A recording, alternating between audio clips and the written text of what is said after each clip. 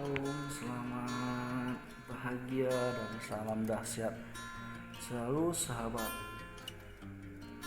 Teras Inspirasi dimanapun berada. Pada saat ini 26 April 2020 kita masih melaksanakan ibadah di rumah aja, dan tema khotbah kita pada saat ini adalah menghadirkan tabut Tuhan dalam keluarga orang percaya. Sebelumnya kita akan membacakan terlebih dahulu firman Tuhan yang kita ambil di dalam 2 Samuel 6 ayat 11. Di sana berbunyi, 3 bulan lamanya tabut Tuhan itu tinggal di rumah Obed-Edom, orang Gad itu, dan Tuhan memberkati Obed-Edom dan seisi rumahnya. Sekali lagi, 3 bulan lamanya tabut Tuhan itu tinggal di rumah Obed-Edom orang Gad itu, dan Tuhan memberkati Obed-Edom dan rumahnya dan seisi rumahnya. Sedemikian jauh satu ayat saja di dalam 2 Samuel 6 ayat 11. Sebelum kita kupas tentang tabut Allah yang ada di dalam Obed-Edom, di rumah Obed-Edom, keluarga Obed-Edom, kita akan berkenalan dulu atau mengetahui dulu, menelusuri dulu apa sih itu tabut Allah gitu ya kan. Sederhananya, saya nggak perlu pakai bahasa yang teologis atau macam-macam karena memang bukan orang teologis ya, tetapi saya katakan tabut Allah atau tabut perjanjian adalah semacam peti yang dibuat oleh Musa atas perintah Allah. Jadi pada waktu itu Tuhan memerintahkan untuk Musa membuat sebuah tabut perjanjian, yang dimana di dalam tabut perjanjian itu adalah simbol dari kehadiran Allah dan penyertaan Allah kepada umatnya, kepada orang-orang percaya pada masa itu. Dan di dalam tabut Allah itu perlu kita pelajari atau informasikan untuk Anda yang belum tahu apa sih yang ada di dalam tabut perjanjian itu adalah dalam peti perjanjian itu ya. Yang ada dalam tabut perjanjian, untuk lebih paham, untuk lebih jelas ukuran dan bagaimana bentuk macam-macam, Anda bisa browsing di dalam Alkitab ya, tidak usah browsing dalam Google karena itu pakai data. Tapi saya tidak menyalahkan kalau Anda mau browsing di internet juga tidak masalah, tapi browsing saja di Alkitab yang gratis. Ada amin? Oke.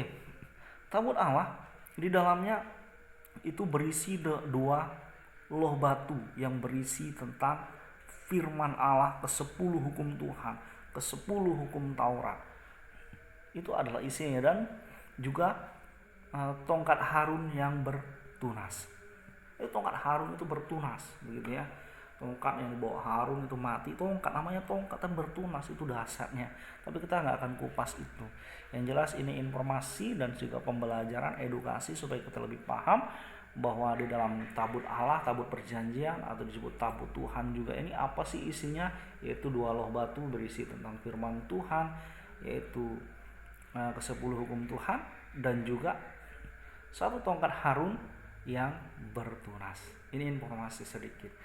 Jadi berbicara tentang renungan kita dari 2 Samuel 6 ayat 11 ini, kalau kita baca tadi, Tuhan itu memberkati Obed-Edom dan seisi rumahnya karena keberadaan tabut Allah. Karena tabut Allah yang dititipkan Daud di rumah Obed-Edom. Untuk mengetahui latar belakangnya kenapa dititipkan atau gimana gitu ya, kenapa ditaruh di rumah Obed-Edom. Ini saya tidak akan baca, tetapi tugas Bapak, Ibu, Saudara, dan sahabat Teras Inspirasi dimanapun berada, dan juga jemaat Tiberias dimanapun berada, yang saat ini sedang ibadah di rumah aja, yaitu untuk baca. Maka baca Alkitab itu penting. Reading, ikro, moco, itu penting sekali. Ada amin untuk kehidupan rohani kita. Maka kita harus baca Alkitab. Walaupun Anda sudah paham semua isi Alkitab, tetapi tetap membaca itu lebih baik. Saya seringkali ketika ada sedikit benturan-benturan, meskipun saya tidak hafal, tapi ada banyak yang saya tahu, ada banyak yang saya hafal, tapi saya masih buka Alkitab. Dan saya kurang suka kalau mempersiapkan firman atau apapun, tinggal di browsing atau macam-macam, atau Alkitab elektronik atau Alkitab digital. Saya lebih suka Alkitab buku, yang benar-benar buku, mata kita nggak terlalu rusak begitu dengan cahaya, dan ya lebih asik ya begitu. Tapi saya tidak mempermasalahkan Alkitab apa yang Anda baca, tapi yang jelas firman Tuhan, Bible, Anda boleh baca, Anda cari tentang tabut Allah ini. Jadi keluarga Obed-Edom diberkati kan tabut Allah ini. Jadi ketika keluarga Obed-Edom diberkati karena tabut, dan kita pelajari rentetan-rentetan ceritanya tentang tabut Allah ini, dan memang dimanapun tabut Allah itu berada, selalu berkat Allah, kemenangan bagi mereka yang berperang, ya. Dan berkat Allah mengalir melimpah atas keluarga itu dan seisi rumah itu. Kalau itu tinggal di dalam sebuah keluarga atau dalam sebuah rumah, tinggal di dalam sebuah kerajaan, dia akan meraih kemenangan, banyak kemenangan. Ini rentetan-rentetan yang boleh kita baca. Dan pernah peristiwa di masa Samuel, ketika anak-anak Imam Eli, Pinehas dan Hofni, ya, mereka tidak bisa mempertahankan tabut Allah. Tabut Allah itu dirampas orang Filistin, maka orang Filistin meraih kemenangan. Saya mengatakan berkat Allah mengalir di mana setiap tabut itu berada. Maka penting sekali menghadirkan tabut Allah, tabut perjanjian, tabut suci, tabut Tuhan itu ada di dalam diri kita, di dalam rumah kita. Penting sekali untuk menghadirkan tabut itu. Saya mau katakan tabut itu apa sih? Sekarang tidak ada. Tetapi tabut Allah, makna yang terkandung dalam tabut Allah itu tetap ada selamanya. Kenapa? Karena di dalamnya ada ke-10 hukum Tuhan yang sekarang disempurnakan, tidak diubah. Ada satu titik, satu iota pun tidak ada yang diubah dari hukum Taurat. Maka yang disempurnakan lewat hukum kasih Tuhan yang dalam perjanjian baru, yang disebut dengan 2 hukum yang pertama dan terutama, yaitu kasihlah Tuhan Allahmu dan kasihlah sesamamu manusia. Jadi ke-10 hukum Taurat itu dirangkum, disempurnakan atau disimpulkan di dalam 2 hukum kasih, kasihlah Tuhan Allahmu dan kasihlah sesama manusia. Ini. Jadi isinya adalah firman Allah. Jadi boleh kita katakan tabut itu adalah firman Allah. Jadi penting sekali untuk kita menghadirkan firman Allah di dalam hidup kita. Penting sekali kita menghadirkan Allah di dalam rumah kita. Kalau biasanya tabut Allah, penyembahan puji-pujian firman Tuhan itu ada di dalam gereja, di dalam baitnya dalam bentuk fisik, sekarang kita pindahkan di dalam baitnya yang sejati, yaitu tubuh kita, di dalam baitnya yang sejati, yaitu rumah kita, rumah tangga kita, keluarga kita.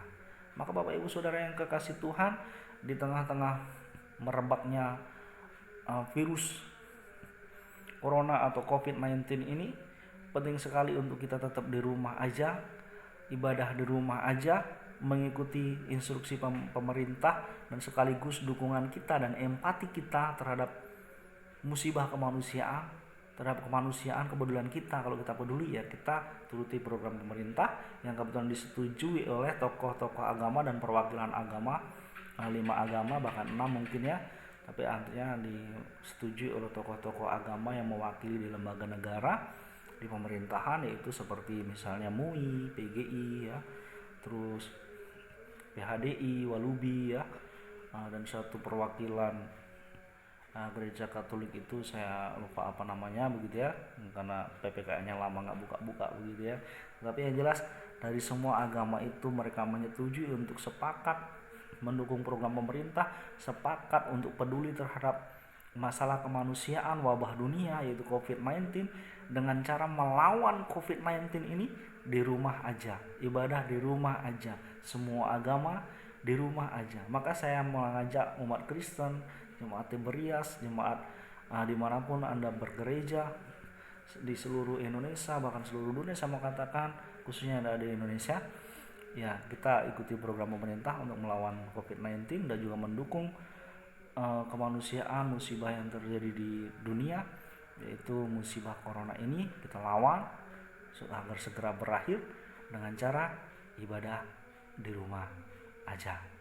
Karena kita ibadah di rumah aja, maka masa ini pun kita perlu memindahkan. Kalau tadinya tabut perjanjian itu, firman itu dibacakan ada begitu ya kan, di dalam rumah Tuhan dalam bentuk fisik, maka sekarang kita menghadirkan tabut Allah itu di dalam bait Allah, dalam bait Allah yang sejati, yaitu tubuh kita, tubuh jiwa roh kita, tubuh yang hidup, dan juga dalam baitnya yang sejati, tubuh kita, keluarga kita, rumah kita di rumah aja, sehingga aku dan seisi keluargaku karena firman Tuhan, karena berkatnya boleh diberkati.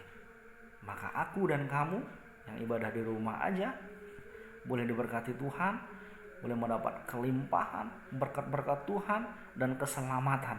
Kenapa? Nah, karena seperti zaman Musa, pada waktu itu di rumah aja selama 14 hari mereka dikarantina untuk dibebaskan dari penjajahan bangsa Mesir. Maka mereka mengkarantina dirinya dan seisi rumahnya, keluarganya. Mereka tinggal di rumah aja. Akhirnya mereka taat kepada perintah Tuhan, dan juga tokoh agamanya, dalam hal ini Musa pada waktu itu, sehingga mereka boleh selamat dan bebas dari Mesir, sehingga mereka keluar dari tanah Mesir menuju ke Kanaan. Nah ini Bapak Ibu Saudara, jadi kalau dulu saya pernah keluarkan statement bahwa COVID-19 ini bukan berbicara tentang hidup mati, tapi berbicara tentang kesehatan, maka saya mau katakan COVID-19 ini berbicara tentang maut dan kematian untuk kita yang tidak taat.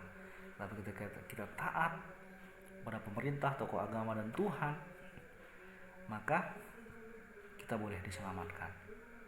Sekali lagi, hadirkan tabut Tuhan dalam keluarga orang percaya.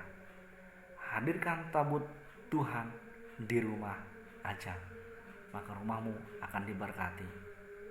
Sedikit bersaksi, saya tidak kerja, saya di rumah aja juga. Kemarin juga saya mau ngopi, gula habis, nggak punya sepeser uang pun ya. Ini bukan aib, karena ini kenyataan dalam keluarga saya, keluarga kami. Saya diam aja, saya di rumah aja sambil berdoa dan berpikir. Akhirnya teman-teman kerja ya, ada salah satu yang WA saya, dan kebetulan saya nggak punya paket, baru dapat dari sekolah karena saya mengajar ya.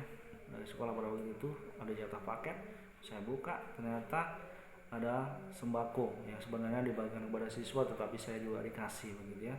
Saya begini, berkat Tuhan, ada gula di dalamnya. Puji Tuhan, berkat Tuhan itu dari mana saja tidak terkira, dan tidak harus berupa duit, tapi berupa kesehatan, napas kehidupan kita. Kita bisa bersenggama dengan keluarga di rumah aja di tengah COVID-19 ini juga. Ini pun adalah berkat dan anugerah Tuhan. Sekali lagi, hadirkan tabut Tuhan dalam keluarga kita, maka berkat Tuhan akan mengalir atasmu, atasku, atas kita semua, atas Indonesia dan atas dunia. Maka COVID-19 ini akan menjadi era pembebasan. Ketika setiap karantina Nuh adalah untuk pembebasan, karantina Musa untuk pembebasan, maka saya mau katakan, maka karantina kita di tengah badai COVID-19 adalah untuk pembebasan. Entah untuk dunia baru, bumi yang baru, atau untuk suatu roda kehidupan yang baru di dunia ini, kita tidak mengerti. Biarlah itu Tuhan, rahasia Tuhan, dan saya yakin di tengah mewabahnya dan karantina manusia di dunia ini, berarti ada pembaruan di dalam dunia ini. Apa yang akan baru kita lihat aja nanti. Kita tetap di rumah aja. Tuhan Yesus memberkati. Salam.